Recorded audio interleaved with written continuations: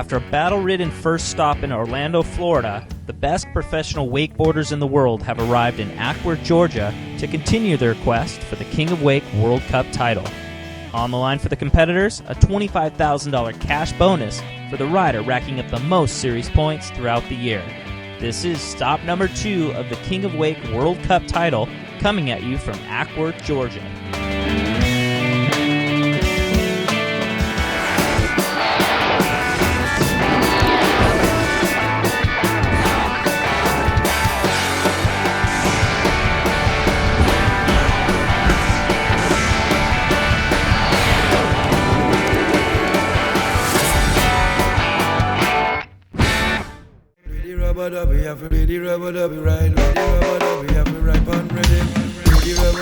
Welcome to Dallas Landing Park in Acworth, Georgia, the first stop on the Mastercraft Pro Wakeboard Tour.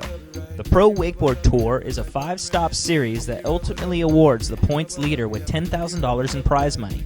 Last year, a heated 3-way battle developed between Daniel Watkins, Rusty Malinowski, and Danny Harp. Danny Harp prevailed in Reno, Nevada, winning the final event of the season and taking his first Pro Tour title. There's a handful of guys that really inspire me. Rusty and Andrew Atkinson and Phillip Sobin. Those guys really have pushed it so far as just being consistent and being able to lay down these technical tricks. All eyes are on Phillip Soven coming into the Acworth stop. Phillip was flawless in Orlando, riding through the finals on a hurt knee and still taking the event. Being the leader in the point standings always means that you have the target on your back because everyone's gunning for you. They want to take you down. They want to get ahead of you. When it comes down to it, you can't go up any farther. You can only drop down, so you just got to keep on pushing the limits as far as you can. On the water for the first event of the Pro Tour is the limited edition 2007 Mastercraft XStar Pro Tour Edition. Mastercraft team rider Andrew Atkinson was one of the first wakeboarders to test drive this machine. Here's what he had to say.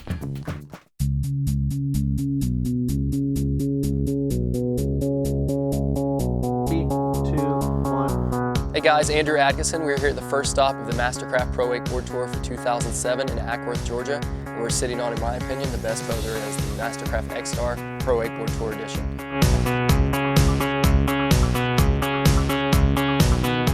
Every single inch of this boat is designed with the rider in mind, and this part, especially about 80 feet behind there, was designed by riders. You know, all the engineers, the customers, and all the team riders had input into this boat. And my favorite part about it is the wake. What you have that's unique to the Mastercraft XStar with the wake is a long transition into a peak, which will let you take all your speed up and out. But it's kind of hard to show you with my hand, so let's cut to something good. Battery. Battery. Battery. So not only do they give it a great wake, but some great features and details and look to it itself. The front of the boat, pickle fork bow. What that does, they basically take the normal hull of a boat, instead of being like this, they open it up a little bit. Gives you a ton of room in the front to hang out. You can sit 3 people shoulder to shoulder looking back, watching the rider. And if you're seeing this boat from a distance, it gives it a really unique look on the water and just a really cool feel to it.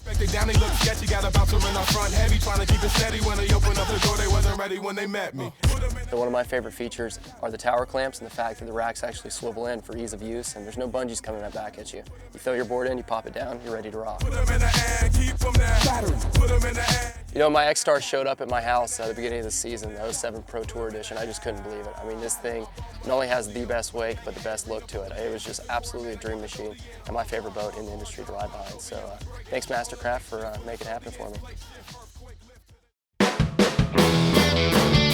With good conditions and an early morning crowd, the pro men hit the water first in Acworth. Right now we're in like the first round on Sunday. There's 16 guys. They're going to cut it down to 8, and then it's a straight up battle from there. Pitted against each other in man-on-man heats, the guys were a little anxious before their first round heats. Don't you love the nerve before you go off the dock? Yeah. I feel like it's hard to put your bindings on. Well, it is a fact that I can't stand still before I ride. Get my nervous yawns out of the way. I need to do the shuttle run.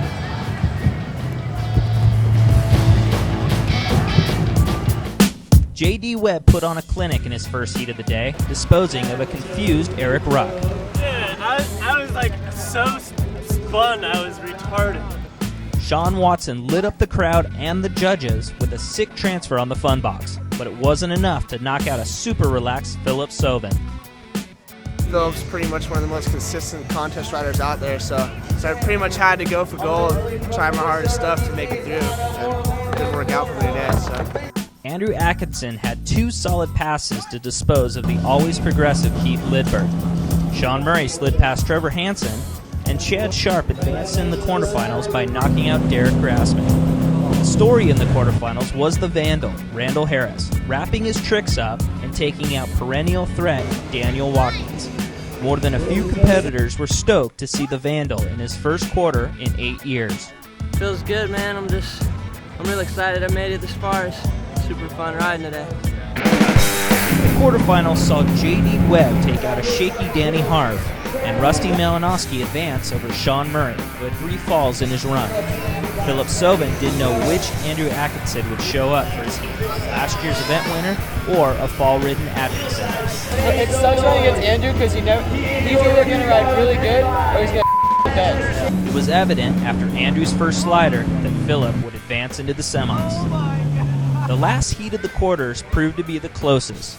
Randy Harris threw down 2 solid stand-up passes, but decided against hitting 1 rail and a fun box, which Sharp attacked. Chad Sharp would advance, slotting himself into the semifinals. When we return, the Ripit JX Series Finals goes off in Acworth. We freeride with hyperlight wake skater Brian Grubb, and Emily Copeland Durham tries to land on the podium once again.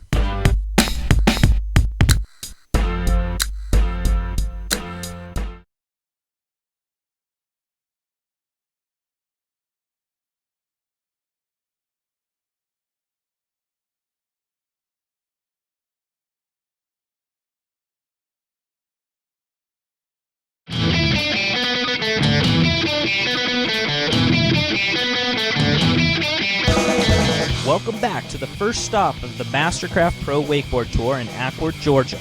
The official personal watercraft of the Pro Tour is the 215 horsepower Sea-Doo Wake Edition.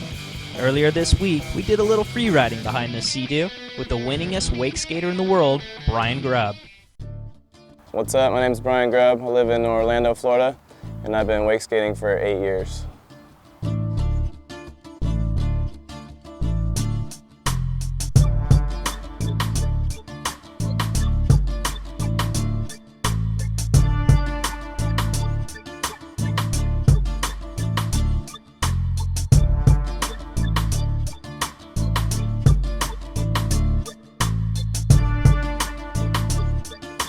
I guess like the growth of wake skating, people started riding behind boats and stuff like that, but I don't know if it was gas prices or whatnot, but I don't know, people just started riding behind Sea-Doos a lot more, and they're just really good for doing a lot of lip tricks and stuff. I mean, you're not going as big as you would behind a boat, but just doing a lot of the technical lip tricks and flip tricks, you know, that we do wake skating, it makes it just that much easier. It gives you a nice little ramp to go off of.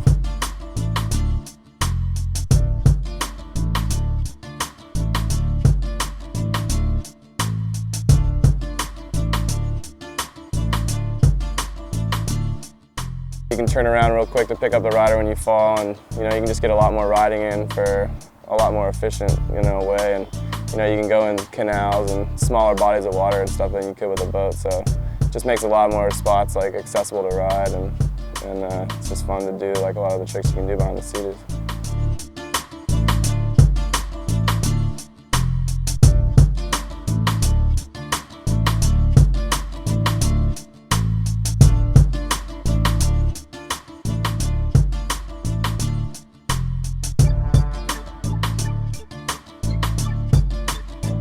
It's still a super new sport, and there's just a lot of up-and-coming riders that are really going to take the sport to the next level. And you know, I'm just kind of glad I've been able to like do what I've done, like, you know, kind of help it get to where it is now.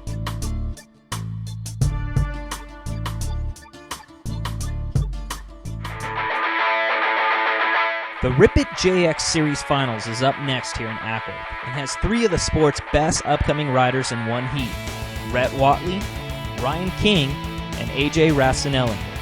Georgia native Rhett Whatley, backed by a hometown crowd, is off the dock first and rocks a batwing into a heelside Moby Dick. He lands an off-axis 720 off the toes, then launches a super clean KGB off the double arm. Rhett should be happy about that. Ryan King's up next, and he also throws up a big fat wing. Here's a big heel-side slim chance. That's a pretty tech move. He lands the heel-side Moby Dick on his second pass, but goes down on a whirly-bird. Not quite sure that's enough to pass up Watley. The final rider and highest qualifier off the dock today is Cali rider AJ Racinelli. AJ's no stranger to junior finals. Let's see if he can take home a win here in Acworth.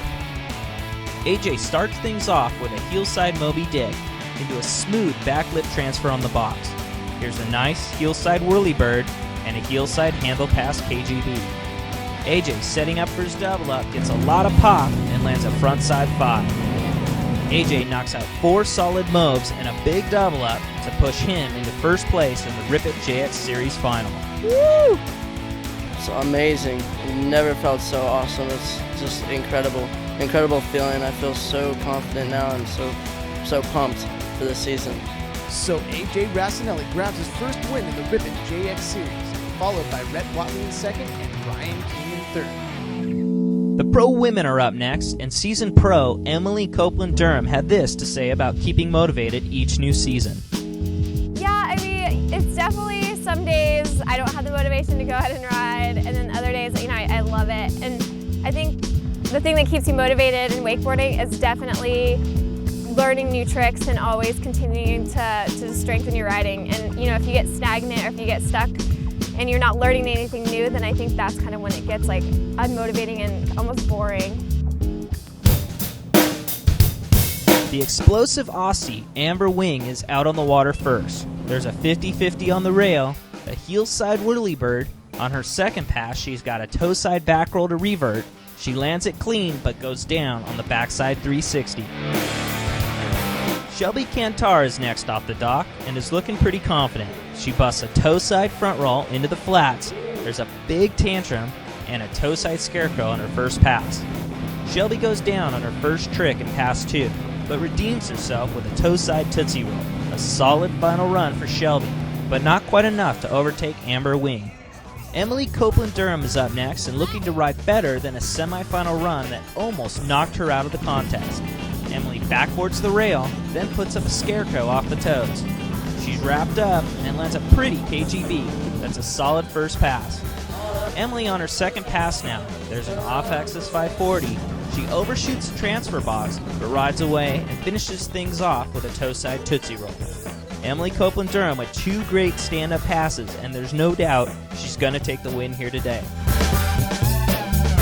I'm just so excited, dude. It's really cool to actually ride really well and to stand at my pass. And just thanks, guys, for being an awesome crowd and for coming out and supporting us. And I just want to thank God for just giving me this win and just all my sponsors for supporting me. It's awesome. Thanks. Colorado's Emily Copeland Durham has a successful run here in Acworth, Georgia. Australia's Amber Wing comes in second place, and Shelby Cantar rounds out the top 3 in third. When we return, we sit down with last year's Pro Tour runner-up, Rusty Malinowski, and the men go head-to-head in the semifinals of the Mastercraft Pro Tour, stop number 1.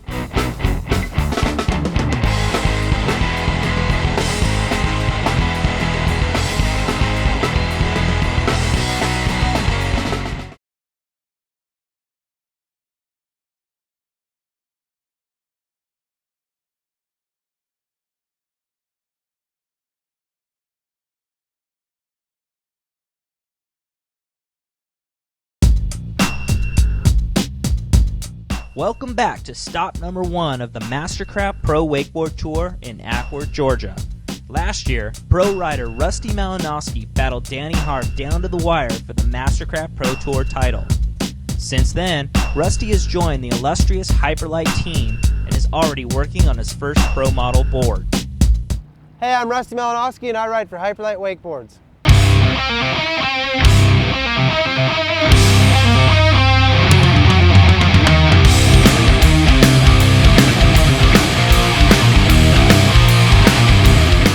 Hyperlight's always had the strongest team in our industry for sure, and I mean, like people from Scott Barley, Sean Murray, Danny Harf, Parks Bonifay. I mean, just every amazing athlete at one point in time had been on a Hyperlight wakeboard, which is you know, a pretty amazing feeling to, you know, follow up and be one of those athletes on this team.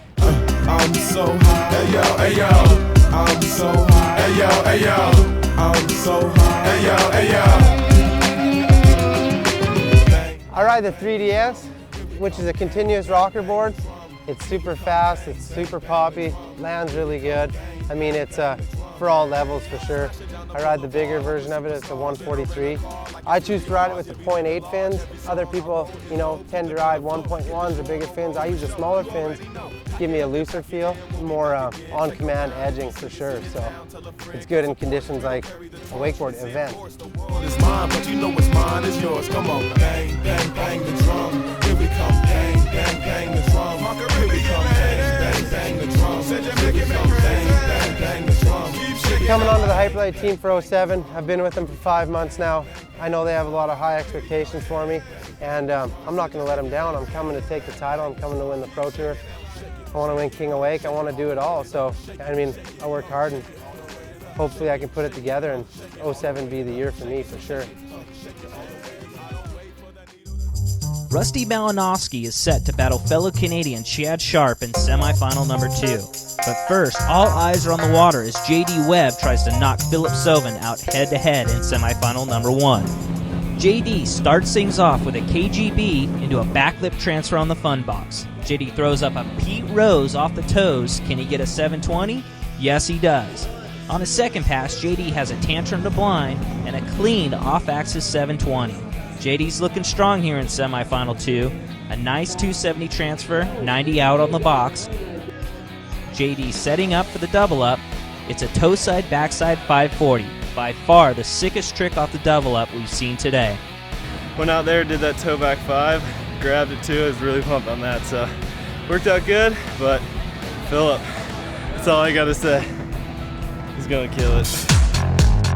Phillip Soven is the man he's talking about. And Phillip knows he's got to kill both his passes to take out JD. Phillip starts things out with a Chromo 540 right into a nice backlip transfer 90 out. Phillip launches into a huge batwing to fakie. There's a Moby Dick and a toe side dum-dum. What's he got to finish his run? How about a 720 off the wake and another 7 off the double up? It's hard to beat Phillip when he's landing 7s at will. It's 2 Canadian powerhouses in semifinal number 2. Chad Sharp and Rusty Malinowski. Chad's off the dock first and launches into a styly toe side batwing. Chad up on the box with a 270 transfer. Here's a heel side slim chance, landing it clean, but going down on the Chromo 540. Chad's gonna have to land something big here if he wants to knock off Rusty. There's a toe side 720 that will help. A backboard transfer on the box. Chad's got time for one last trick. It's a toe side 9. Got like a little double up roller on that 9, like it booted me higher than I thought. It like came down with 2 hands on. Chad Sharp coming through in the end, but is it enough to intimidate the bone crusher, Rusty Malinowski? This time, then one more time, and then it's all over, right? Rusty is determined to make the final. Here's a toe side nuclear back roll to blind, a method skeezer, and a switch heel side mode to finish a flawless pass number 1. Coming into pass number 2, there's a heel side 720, a 270 transfer 90 out on the box, and a toe side switch 720. So Rusty no doubt securing himself a spot in the final with that tech set. Once again, the bone crusher Rusty Malinowski has met Phillip Soven in a pro men's final. In the last event of the King of Wake series, Phillip took Rusty out convincingly, but this here's a new event and Rusty is riding strong. Phillip's up first, starting things off on the flat bar with a 270 on, 90 out, right into a toe side nose grab Crow 5. There's a nuclear toe side roll to blind, and finishing off his first pass with a heel side 720. Coming into pass number 2, Phillip throws up the heel side whirly 5, a dum-dum, and another toe side 720. Phillip is not taking this final with Rusty lightly. The last rider of the day, with no doubt the most pressure on him, Rusty Malinowski. Rusty's gonna open it up good because Phillip just laid down the law. So babe, you know I got this. Well, I guess we have to open up switch toe 9. Toe back blind, Crow 5, switch mode. Yeah, I just don't know if I have to go down first chick here. It's really What are you talking about going down for? Yeah, you ain't going down. I mean, that bitch just said you got this. Yeah. Yeah. Right on, Russ. So Rusty's up. He's looking at the flat bar. Looks like he 180s up, spins it around, does a 90 out. Setting up for the next move. Is he going to go for the 9? Let's see what happens. He's breaking down the handle, starting off with the toe side 7, ladies and gentlemen. That was not the way that Rusty wanted to start off his run, going down, and now he's sitting there in the water going, ooh. All good. Speed was off, brake wasn't centered, and something's in my eye.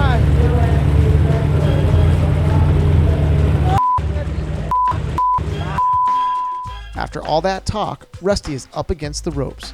One more fall and he'll surely be done.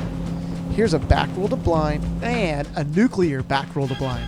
He goes for the 900 again. Oh, and he goes down. I think it's safe to say that Phillip Soven and his super tech smooth riding has put him back at the top of the podium once again. How tough did you think this guy was going to make your life? Well, you know, me and Rusty have ridden against each other many times before, and we both know what each other can do, so whoever goes off the dock first really doesn't matter. So Phillip Soven takes the win here in Acworth, followed by the Bone Crusher, Rusty Malinowski in second, and JD Webb and Chad Sharp tying for third. Phillip now leads the Inmar Series point standings with 100 points. Rusty Malinowski, JD Webb, Chad Sharp, and Danny Harf round out the top 5. Sean Watson grabs the Rip It Rail Award for this tech transfer on the box in round 1. And after 2 events, Phillip Soven leads the King of Wake World Cup Series with 200 points, followed by Rusty Malinowski and Sean Murray.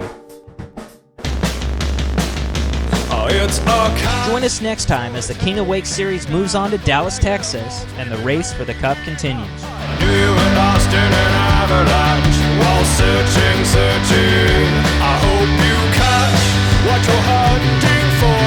A little piece of a basement floor. I love to love